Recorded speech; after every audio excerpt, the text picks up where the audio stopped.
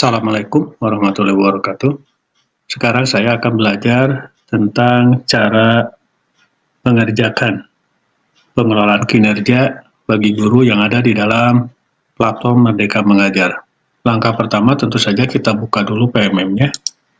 Ya, ini PMM-nya kita buka, kemudian kita scroll ke bawah, cari pengelolaan kinerja. Nah, ini kita klik pengelolaan kinerja ini.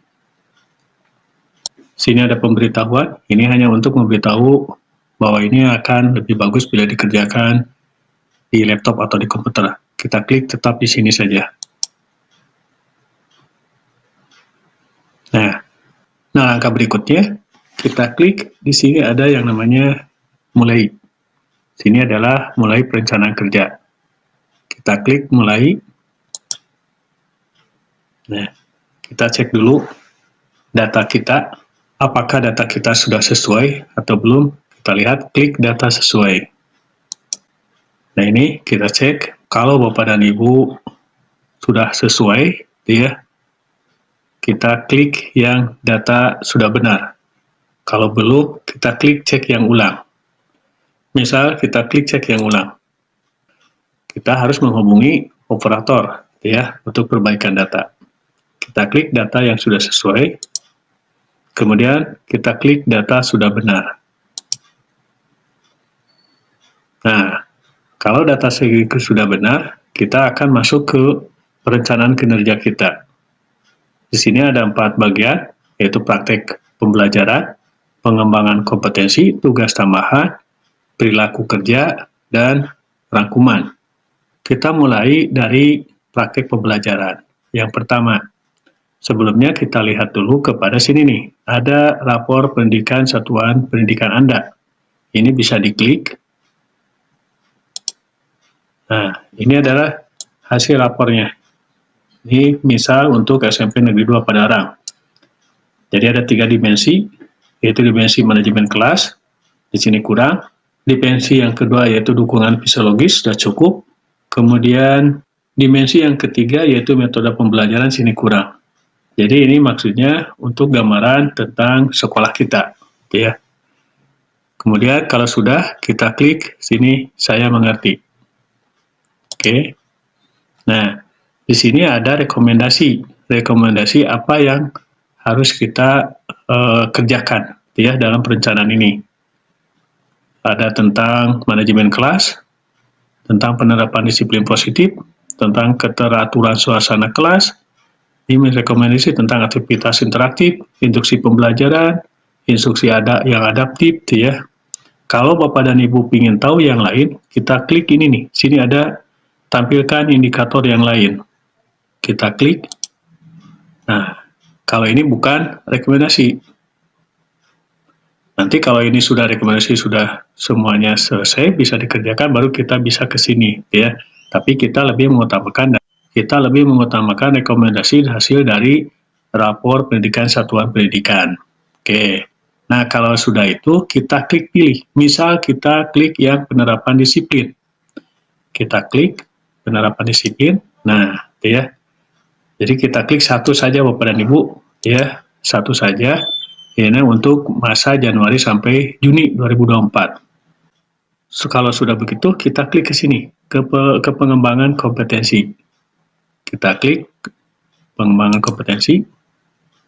Nah, sini ada, ya, penjelasan total poin kurangnya 32 poin. Jadi kita di sini selaku guru perlu mengadakan kegiatan yang menunjang kepada 32 poin ini. Bagaimana caranya? Kita klik sini, ada rencana hasil kerja atau RHK. Kita klik sini, banyak pilihan. Nah, sini ada pilihan. Ada meningkatkan kompetensi melalui peran sebagai partisipan kegiatan seminar, ya. Nih. Kemudian ada yang meningkatkan kompetensi melalui peran sebagai peserta didik.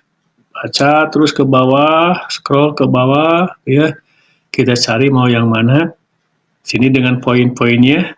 Misal kita klik yang ini, meningkatkan kompetensi melalui peran sebagai partisipan kegiatan seminar. Kita klik misalnya, kita akan mengikuti seminar. Nah, tadi skornya adalah 4 poin. Maka di sini ada skor 4 poin di atas ini. Jadi yang tadi 32, sekarang si kurangnya tinggal 28 poin. Misal untuk RHK ini adalah misal ini 3 kegiatan misalnya. Ya, sini banyak. Misalnya sini 3 kegiatan. Berarti 3 kali 4, 12. Nah, berarti sini ada tulisan kurang poinnya 20.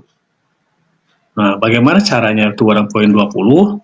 Nah, kalau misalnya kita mau di sini saja sepertinya boleh juga. Nanti pilih yang berapa, mau 10, seminar atau lain sebagainya. Kalau tidak, kita bervariasi. Misalkan tambah yang lain.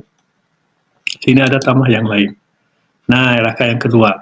Kita cari sini. RHK yang kedua apa? Ya. Kan tadi yang pertama yang ini. Nah, sekarang misalnya yang kedua, meningkatkan volume peran sebagai peserta coaching. Atau meningkatkan kompetensi melalui peran sebagai penilai aksi nyata, misalnya. Penilaian sebagai penilaian. Kita klik. Ya. Sini kan 6 poin. Nah, ini akan bertambah. Tuh kan, di 18. Jadi kurangnya 14 poin. Misal di sini akan menjadi penilaian 2 misalnya. 2 kegiatan. Klik 2 kegiatan ini. Berarti kita dalam satu semester ini, jangka waktu Januari sampai Juni, untuk yang poin 2 akan melakukan 2 kegiatan. Sini poinnya 12, karena satu kegiatan 6. Berarti di sini kurang poin 8. Nah, bisa ditambah juga dengan yang ini, misalnya di sini ada 4 kegiatan, misal, ya, ini 4 kegiatan, nah, berarti di sini pas 36, ya, berarti sudah pas, mencukupi. Jadi tidak perlu lagi kegiatan yang lain. Tapi kalau misalnya di sininya 2 kegiatan, itu kan masih kurang 8 poin, kita tambah, cari kegiatan yang lain. Apa misalnya kegiatan yang lain? Kita cari. Misalnya sini ada yang 8 poin. Nah, misalnya ini 8 poin. Meningkatkan kompetensi melalui peran sebagai narasumber misalnya. Ini 8 poin.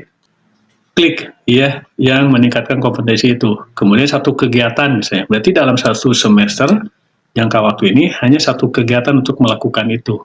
Nah, ini sudah pas 32 ya. Kalau sudah pas 32, kita klik yang berikutnya, yaitu ke tugas tambahan. Kita klik ke tugas tambahan. Nah, ya, ini sudah ada tugas tambahan. Nah, untuk tugas tambahan kita klik di sini. Ya. Hanya untuk di sini ada banyak pilihannya.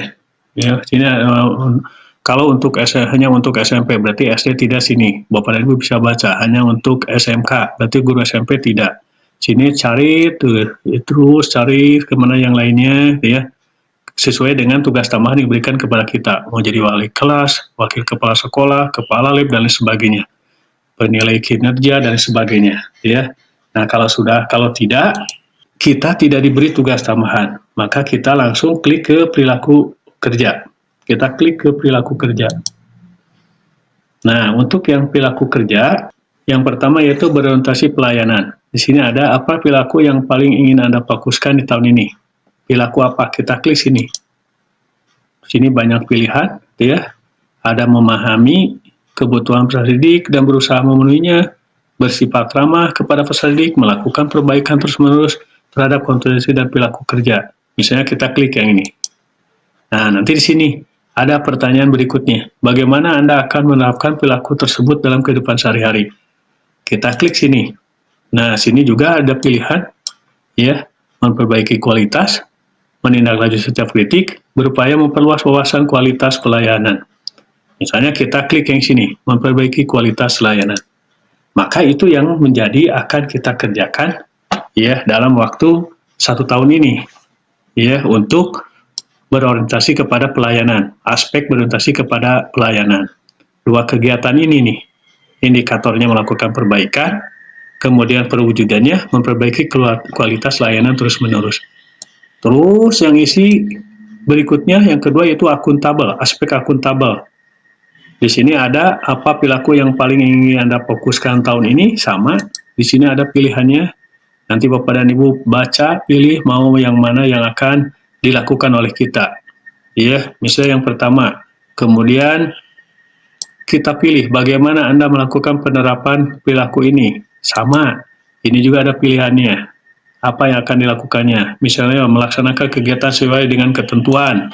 Ya, itu untuk aspek yang kedua, yaitu aspek akuntabel. Kemudian aspek kompeten. Sama ya, kita pilih. Di sini ada pilihannya. ya. Ada pilihan-pilihannya juga. Kita misalnya pilih yang kedua, membantu peserta didik, rekan sejawat, dan orang lain untuk saling belajar. Kemudian bagaimana Anda melakukan penerapan ini? Dia Anda pilihan, misalnya yang ini.